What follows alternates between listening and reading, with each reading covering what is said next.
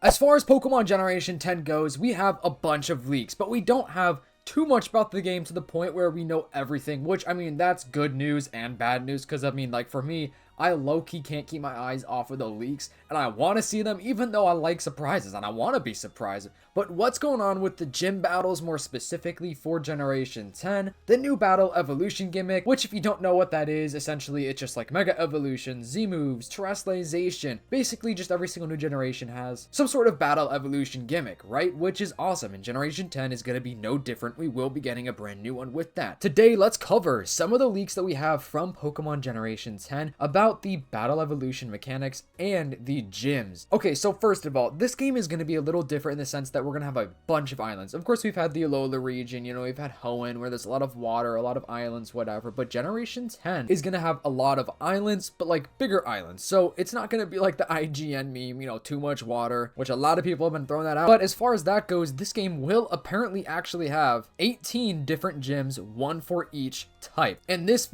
news information is apparently from the Terra leak. So we could be seeing a game with 18 gyms, not just 8 guys, 18 gyms, which is actually kind of amazing. Somebody else on Twitter asked Central Leaks recently, is there a gym for only 8 types like usual, or will there be one for every type? Will there actually be gyms, or will they be more like trials? And then Central responded and said both gyms and trials according to the old docs. So like the original Terra League documents. Only unfortunate thing is that the Terra League documents are older, so things could have changed by the time, you know, the game actually drops and officially releases. But I think an 18 gym Pokemon game would be awesome, because I've always thought that 8 isn't enough sometimes. Like sometimes I'm like, dang, I'm already on the last gym, what the heck? And then of course, you know, the Elite Four. So I don't know if this game would still have an Elite Four, but apparently we're also going to get trials in this game, which we don't know specifically what that could be. It could be like just boss battles with, you know, different boss Pokemon, like the Titan Pokemon from Scarlet and Violet. It could even be more like the Sun and Moon trials, if you guys remember that from Sun and Moon. What will be interesting though is the evolution gimmick, because obviously you're going to use these evolution gimmicks all throughout the gyms. The gym leaders are going to be using the brand new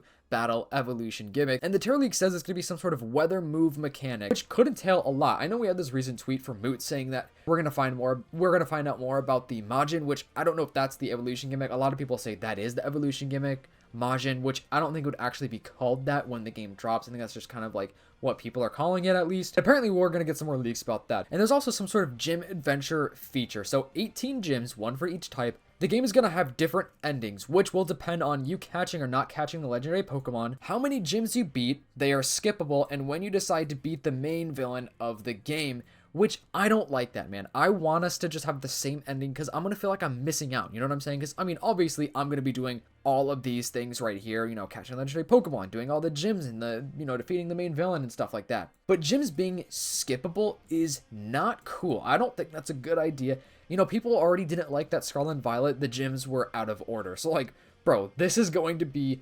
completely out of order if they're skippable.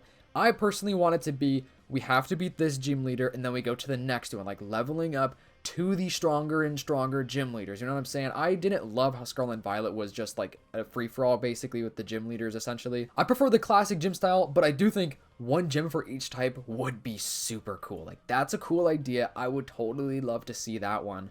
Let me know your thoughts about this, guys.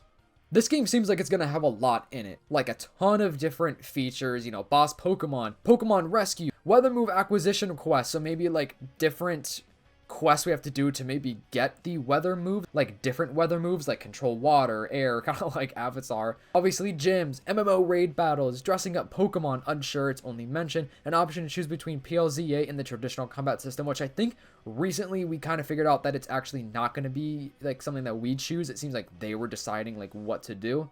Let me know all your thoughts in the comments down below. If you're watching this far in the video, comment down below zebra, just the word zebra, to confuse those people that are not watching this far in the video. Make sure to subscribe, turn on those post notifications. Hope you guys have a great day today. I'll see you in the next one. Peace.